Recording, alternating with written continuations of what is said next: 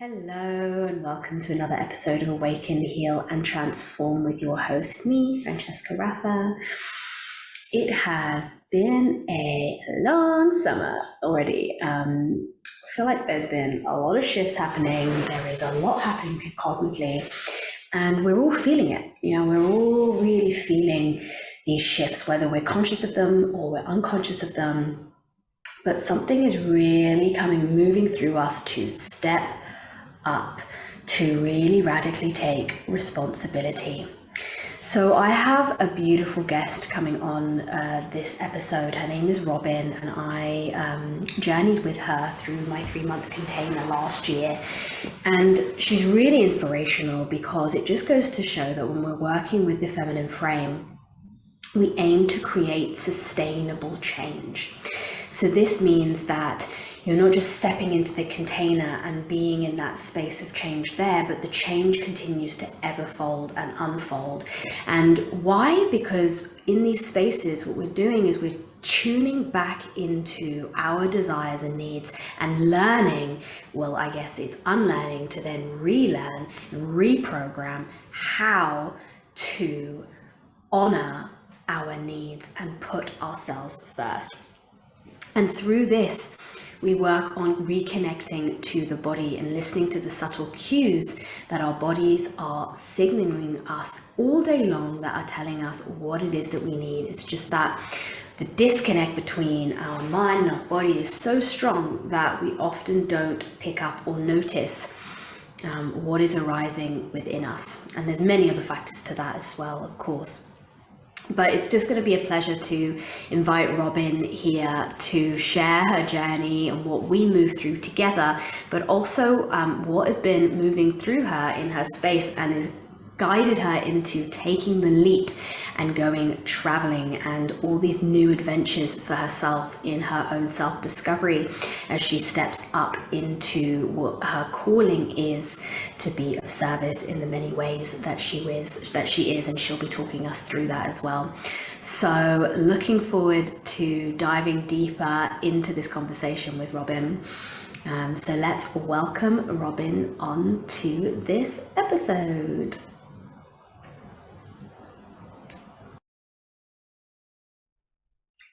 Hi, Robin. Welcome to Awaken, Heal, and Transform. It's a delight to have you and to see you again on my screen after we spent much intimate time together last year in journeying in our space, which was so beautiful. And we moved through so much. And I really want to bring you here because of the transformation that you've stepped into, the liberation that you've been sharing, and on the way you're showing up and how you are and who you are, and really stepping into who you really are. So I want to open this up for you to tell us like where you were before we stepped into working together and what your expectations were. Like, what did you feel you were going to move through, and then how has that kind of transformed through this process? Hello. Hi. Where I was, so it was that, when did we start? End of August, wasn't it? End of August. I had just gone through a separation with my husband, and it was the first time. So I was living like my biggest fear of living alone. So I kept staying in the relationship, I think, because of that fear. And at that point, there was a lot of hurt, grief. I think I had closed off to most people, and I was just sick and tired of just living life kind of alone or being misunderstood and people pleasing and not living the life that I wanted to live. So I think at that point, it was a really low point. And I was like, well, I've just got to change. I always knew that I wanted to live a life of adventure. I didn't want to do the normal 9 to 5. So I think at that point I was like, well, I need to do something. I need help. I can't do this by myself. So I think going into our loveliness. I think I needed you to help me get more into my body instead of my head, because I didn't know what I wanted to do. I didn't have any purpose. I didn't have any excitement in my life. I wasn't excited about anything. It was just a lot of dread, and just being in my head constantly, and just feeling that because I'd gone through such pain, my heart was just closed. Like I couldn't connect with anyone. So I think I wanted to bring back the desire of like having a purpose, and feeling excitement and feeling a lot of connection. But with my heart closed, I couldn't really do that connection part. And what you shared about that awakening moment of you hit a real low when you are sitting in your biggest fear, which was the separation. You were alone. You were now sitting in that dark space, which would have felt like a dark space when you feared something so much, and now here it is. Now you're there, and the only source that you had to be able to lean on was yourself. And where you could reach out, or what you could do for yourself to come back to yourself, because that ultimately was the awakening moment of like, well, I'm here, I have only myself, and I don't know where that self is, because I've fallen into this space or this role, and I'm doing this, but who am I? What's my purpose, and what's my space? So you mentioned like, the heart being closed, and it's interesting when we're in that space of playing these roles, we can actually close ourselves off from our own vulnerability. And I know we moved through a lot of that, and just want to share how that was for you. Like, what was that process of starting to first become vulnerable with yourself, let alone thinking about being vulnerable with anybody else? Yeah, horrible. I think that was another greatest fear, is like sharing emotions with other people, like which I've gotten a lot better, but I think through that was tough. I still was closing off to you a lot. I think it was like my worst fear of like, I think even when we were together, it was like, I was still every single day was just feeling that grief, and I couldn't like express that or let it go. Like, I think it was like every day just crying by myself. And I feel like, and also what you touched upon, I didn't feel safe like in my body. And that's another thing I've been trying, because I leaned on my husband, or before it would have been my parents. Like, I always felt like I was so easygoing, except then, oh my goodness, now it's just me. Like, I didn't feel that safety. And especially I was okay to just cry alone, but to share that with other people, like I've gotten a lot better. But yeah, through that, and even because I was doing Reiki with someone else, and I just remember laying there like about to cry, but I couldn't do it because I was like, I can't do this in front of, another human being.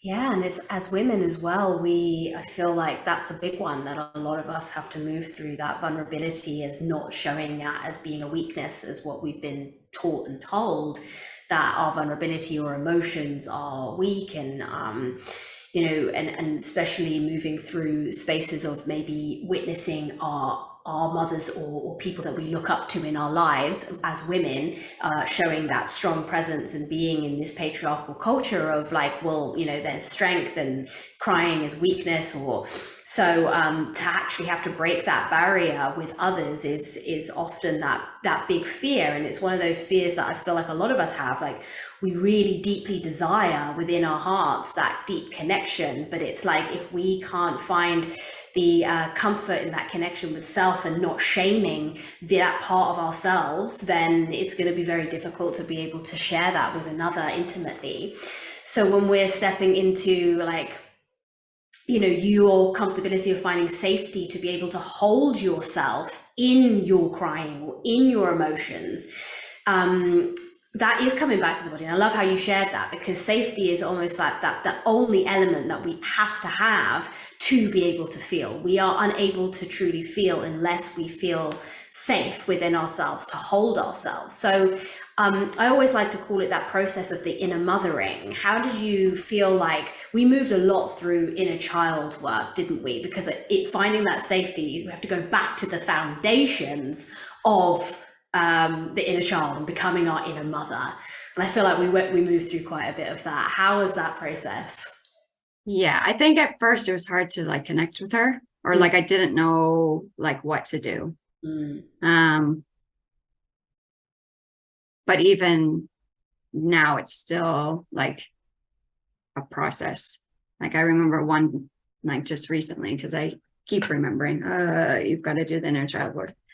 And I just remember, like I had a picture of her and I just remember crying because I just didn't keep her safe, like through an incident in the past.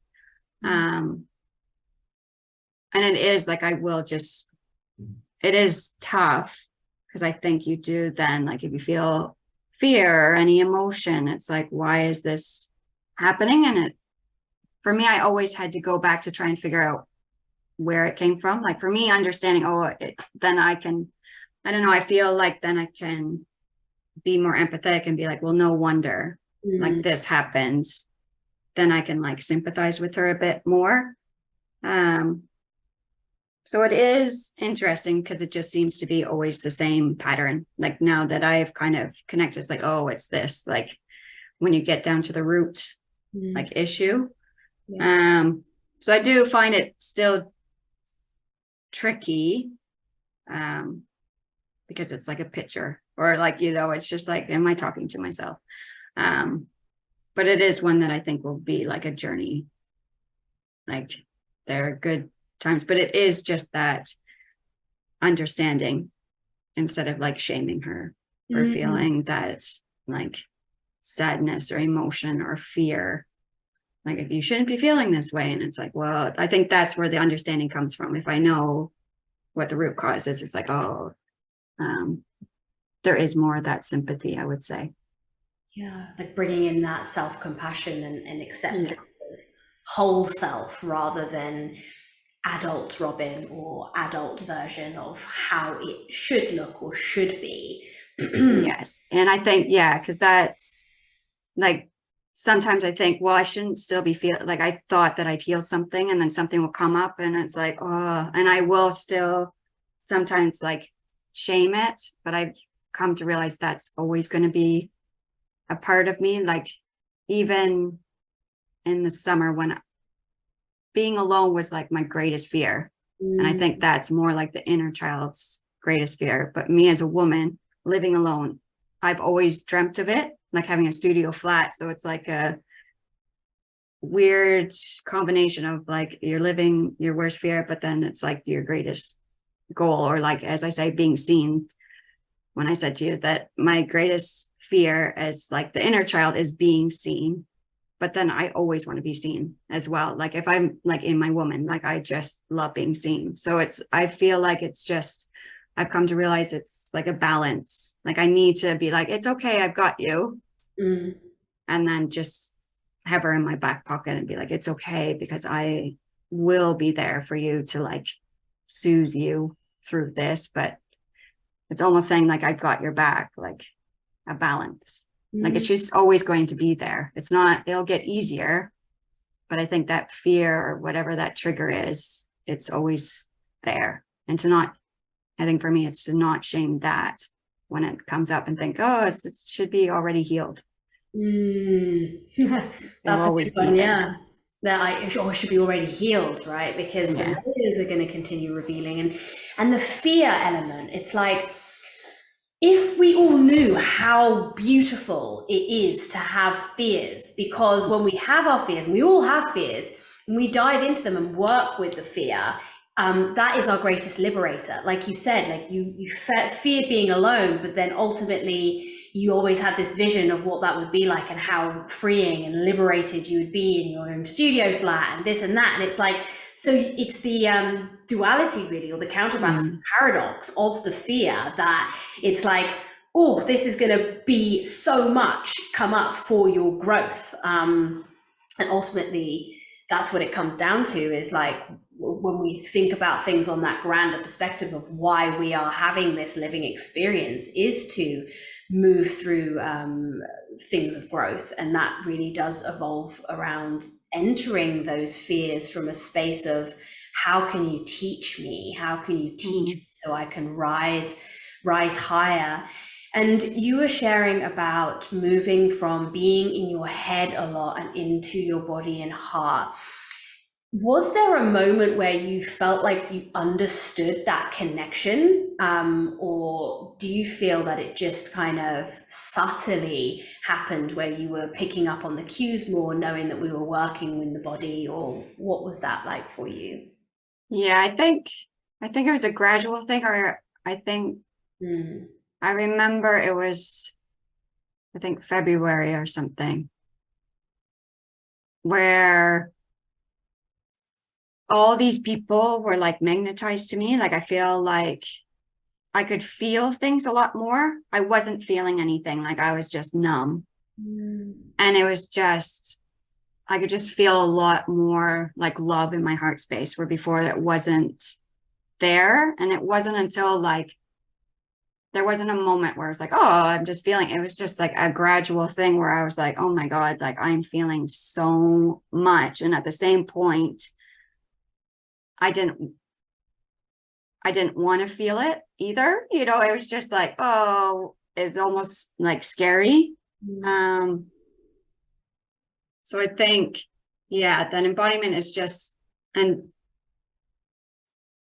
it got to a point like February, it was, I just remember feeling a lot more as opposed to numbness. And then I remember always thinking, okay, go back to the body. Like if I was too much of my head, it'd be like, okay, well then just sit in silence and, you know, do the thing that we would do. Because then answers would just, you know, kind of pop up. They're always there. It's just the fear would go into my head. And I think it was like April, things really started shifting. And I remember I decided to have a bath and self-care and like have a glass of wine. And all of a sudden, like I couldn't feel my heart anymore. You know, like alcohol will like numb you. And then I started crying because I was like, I don't want that to happen. Like, I got to a point where it's like, I love the highs and lows of it. Like, I'm now just obsessed with feeling everything. You know, it's just, sometimes it's just so low, but I'm like, who cares? Just, this is so exciting, as opposed to I wasn't feeling anything at all. Wow. That is like the spectrum of living to the experience that we get to move through. Like, when we fully feel the pain, then we can fully experience the joy. And it's like, that is that's where we want to sit on, because and it takes a lot to come into that safety with self, to be able to allow yourself to feel. And so when you start to feel everything around you, it can feel a lot. And I think you were touching on, and we touched upon this around like the people pleasing element as well, which I want to talk a little bit about, because this is such a big one for women, which we get conditioned with. And you know, like, be quiet, do what you're told, be the good girl, you know, keep the peace. Yeah, right. We just want to be in that space of like keeping everyone happy, and especially if we hold that role in our family dynamic, how that then comes through. And I know this was a big part of what we worked through, and how when you shift that to begin to feel into, oh, this is what I'm feeling, rather than always attuning to what everyone else is feeling and feeding their needs, but actually feeling what it is that your body needs in the process, and recognizing the difference, or being able to create that boundary of, okay, I can recognize and see what's there, but what have I got capacity for in this moment to be able to provide? And I think that's where coming into the body often comes through, doesn't it? When you're feeling like, that you might sense a heaviness, or what were some of the cues that you were able to recognize your boundaries in? I think, yeah, since working with you, there's been a lot of like new friends and relationships where it's taught me, like it's given me to practice, like not people pleasing. But yeah, as you say, it was hard for me because I can empathize so easily with people. And so I know exactly what they need me to do. And I'm catching it a lot more, where I don't know if I have a cue. I don't know what it is now, because before I wouldn't notice it. Where now I just do. And that's a good question. I don't know what it is, really. But yeah, I've just realized with people pleasing, one, it was to feed my ego. And two, it was just like a safety thing. And I think that's what my marriage was. I knew exactly what to do for him, but then I forgot about myself and what I needed. And now I've just realized there's been people come into my life where they people please. And I've been people pleased, and I'm like, that's really gross. Like, it's a gross feeling now, because I'm like, are they just like, I don't trust them because I don't know where they're going. And I'm like, is that how people have just perceived me? Where it's so much easier to just, if you ask someone to hang out and they say no, because blah, blah, blah, blah, I'm just like, thank you. Because I would hate for them to say yes and hang out with me when they don't want to. Like, I now have like people who have come into my life where they just say exactly what they're thinking. And I'm like, this is such, like, that's so easy, and it's not like I'm upset with them ever. I'm just like, thank you. Like, I can't handle people now that are people pleasing. Like, I can sense it, because obviously that was me. So I can see 1 mile away. And you have just stronger connections, because you can trust them to just say what they're feeling, what they're thinking. They're not just doing it just to please that person. I've realized that you cannot trust someone like that. And that's how I've grown up the whole time, because you don't know what they're thinking at all. They're just constantly trying to think, what do you need? And then do that. And how can you make a really deep connection with someone who's just fulfilling the other person's needs? You can't they don't know who you are then, because they're just doing what the other person needs. And it's just, I find like I'm having deeper connections now, because I'm just showing up like who I am. And it is scary, so scary, to just say what I'm feeling. Like, if someone has triggered me, I just say, that has triggered me and I need to end this conversation. Like, I now even say, I don't want to hang out because I'm just tired. I don't need to give an excuse. It's just, I don't need to. Or like, a relationship this guy has come into my life and I've just kind of said exactly what's on my mind, and it's been scary, but it's a lot easier. It's just a deeper connection, because it's like, I'm just saying what I need. I'm just saying exactly what's on my mind about things, and I kind of don't hold back. And it's just getting easier and easier the more times I'm just saying, like, this is going to be tough for me, but I just need to say this and get it off my chest, and nothing bad happens. I love that. Wow. Celebrating that, right? Because it's such a long way to come, and it is this journey that it takes. And it's, I'm just like dipping the water to trust in this. And I remember when we were working together, there was exercises or practices I'd say, well, try it out in this space and do this and see see how that works. And it is about relearning a new way of being, so that you can stand in the empowerment of actually, well, this is who I am, and I can show up as I am, because that's what I'm here to be and to do. And the more I step into that, the more I will actually attract in what's meant for me and be in my alignment, because I'm moving forward in alignment. And people pleasing is such an interesting, such an ingrained one. And I also recognize this within myself as I've moving through the recovering of people pleasing, where it's like, I use people pleasing as a deflection, as a major deflection from being vulnerability or from being seen, because it's a great one to go, well, I've got you, I'll take you, I'll just, I can see what you need and I'll just carry it and I'll be there. And then you're like, well, there, and it does. And I love actually how you said it fed your ego. And then the more you dropped into your body and your heart, you realize, oh, my heart doesn't want to be doing all that people pleasing, because my heart truly wants to be seen for all that I am, and not just from another, but from myself. And so the early stages of people pleasing, it's a very beautiful protective mechanism that I've come to realize, and many of us have come to realize, that you use as a protection, so that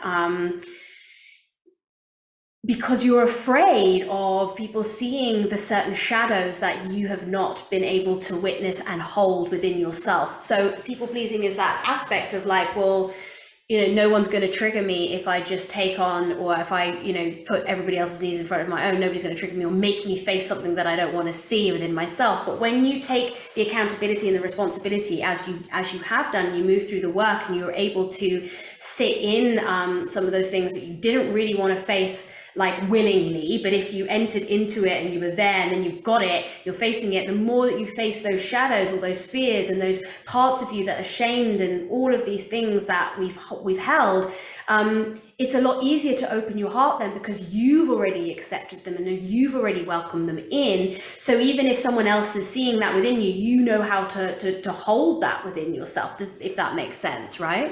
Yes, because I think that was the thing. There's a lot of shame of feeling certain emotions that I thought it was that that sharing emotions was weak, but the people pleasing definitely fed my ego and is a protective thing, that I would lose them as a friend if I didn't do that certain thing, or I didn't at the same time, because I feel what other people feel. I didn't want them also to feel that rejection. So it was a hard thing that I was keeping on to friends that I didn't really jive with, and I didn't want them to feel that rejection, but they're not going to feel that rejection. It was just, I'm tired. It's not going to be a fun time hanging out together. And I think also the people pleasing, it was a lot of draining my energy.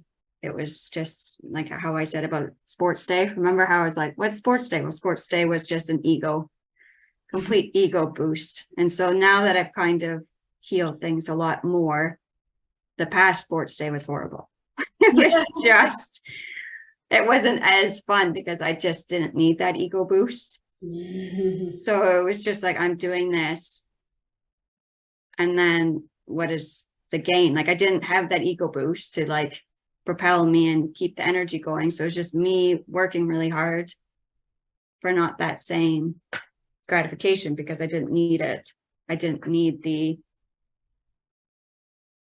people saying, well done, you're so amazing. And it was so funny, because usually people would, like, the head teacher would tell me, oh, the parents said how amazing it is. She didn't even tell me this time. She didn't even say thank you. And it was like interesting, because it was like I always needed that before, and now that I've healed it, it was like, well, you don't need it. Like, someone's not going to say. So it's just a interesting thing. But healing the people pleasing has made me realize I have more energy and I can have deeper connections through it, for sure. And it was interesting. Remember how you told me, like, after we finished our 3-month thing, and then it was like, go and celebrate. And I booked a hotel. I haven't told you this. I booked a hotel in Toronto, and it was interesting, because that's when, because I was in Toronto, the guy that I'm now seeing, was in Toronto. So we had matched on this astrology app, and it was through that. I wasn't ready with him in February or January.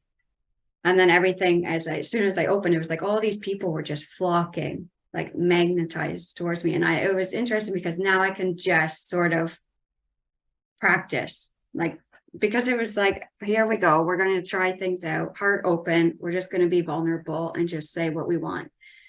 And like the connections that I now have, like with friends or whoever, is just brilliant.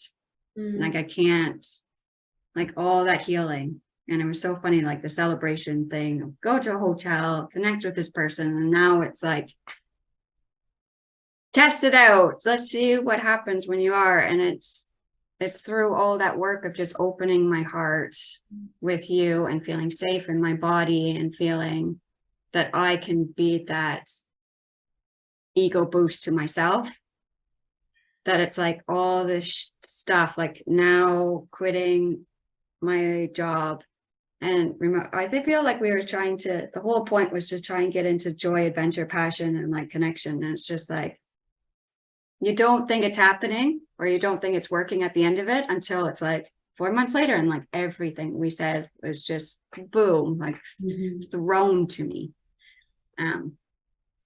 The power of the energetics, right? When we're shifting, when we're shifting in the unseen, it's a bit of it's a whole kind of new level, because we're in this world, we're so used to seeing the instant results, instant gratification, and everything is kind of designed to give us that. And if it's not happening, we're like, oh, well, continuous, like that resistance and that pushback. And then it's like, well, I'll just have to go down another route. And you see this a lot where people are just like, right, well, that's not working, I'll go down this route, I'll go down this route. And it's this constant productivity of like running on that hamster wheel of, well, I'm going to wait and see when something works. And then, but all the time in those spaces, when I say we're in that rat race, it's like, actually, that's what the world wants us to do, wants us to go faster, to move further away from the truth and integrity, and moving us further away from the heart as we're just trying to run and grab.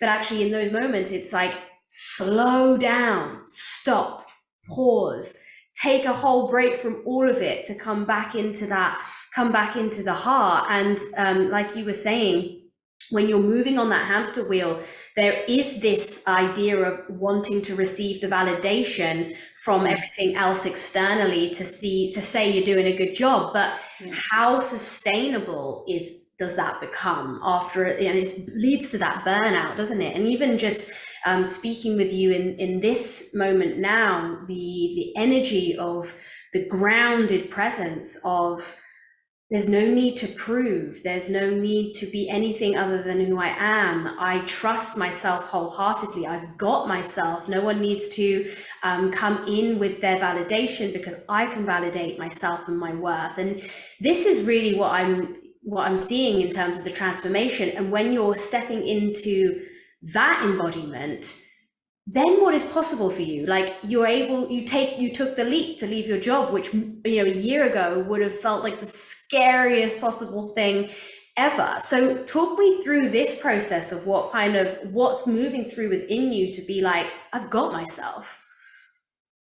Yeah, I think, I don't know, it's definitely a journey. And again, one that, you know, it's gradual and you don't really know that it's happening.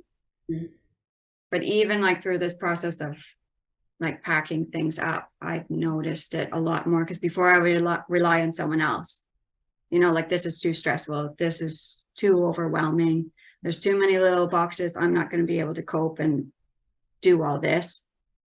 And I think when I didn't have, there was overwhelm, but I think I knew that I was going to be okay. And it just kind of, everything aligned anyways.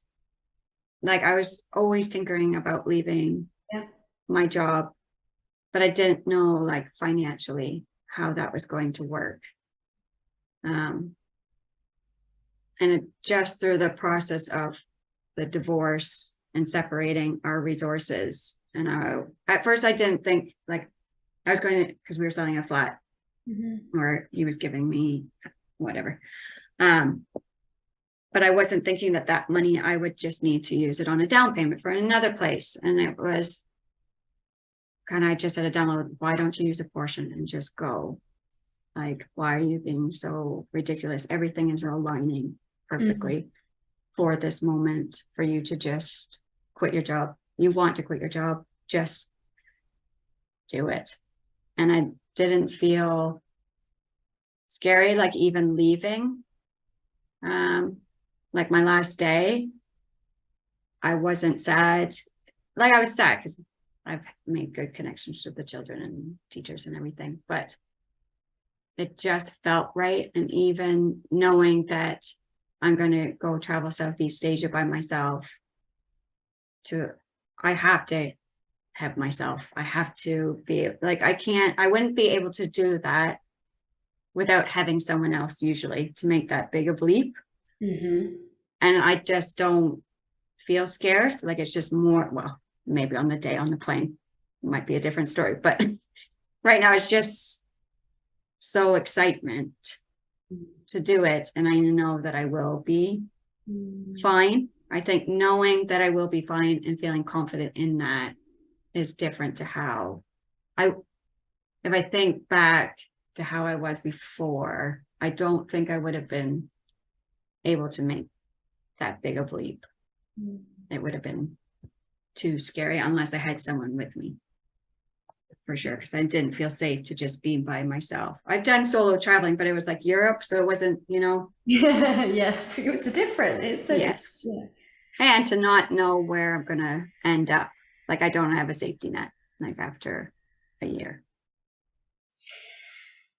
Firstly, just my heart as you're sharing the story is expanding because the trust that you've instilled within yourself to meet yourself moment to moment.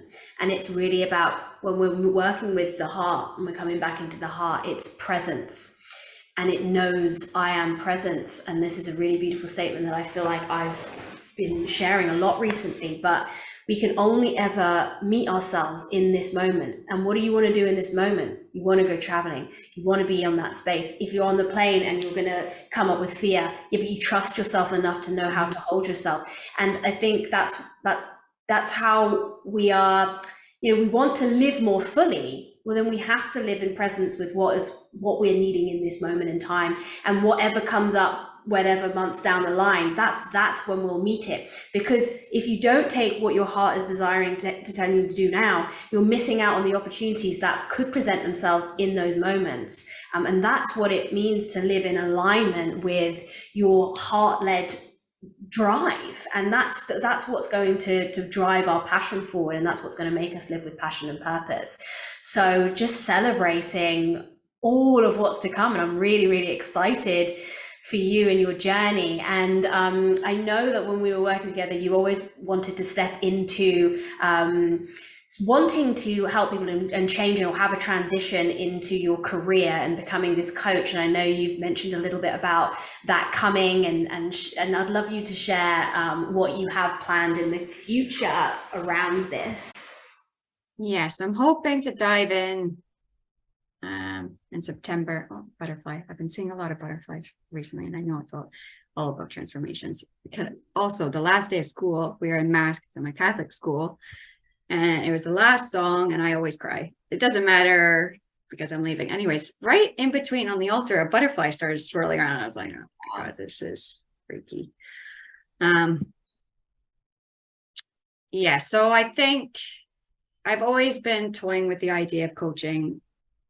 I'm a teacher, so I've always wanted to teach people anyways, children. And I think for me, you always are a coach of like what your biggest struggles were. So I think all growing up, it's like, who am I? I never knew what I liked. And that's because of the people pleasing. Like, how are you supposed to know who you are when I'm a chameleon and can just blend in with what everyone else wants? So I think it was just coming into myself and figuring out, because you can't love yourself either if you don't know who you are. How do you know? So I think it's that journey, helping people figure out who they are and then actually accepting themselves, because you can go and just hate different parts of you and all the triggers and all the fears, and just being able to accept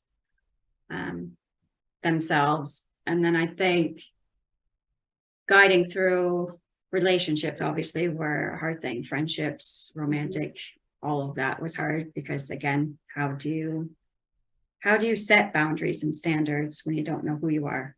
So I think that's the past 5 years I've been trying to figure out who I am and accept that. And it's like, now that I've done that work and things with you, it's like all the relationships are being flooded towards me. And it's like, now, okay, here's my next thing of just practicing that sort of thing. So I think guiding women more, figuring out who they are, accepting themselves, what that looks like in terms of relationships, and what that looks like in terms of purpose and what they want to lead a life with, definitely will be in the works. So I'm pretty pumped about it.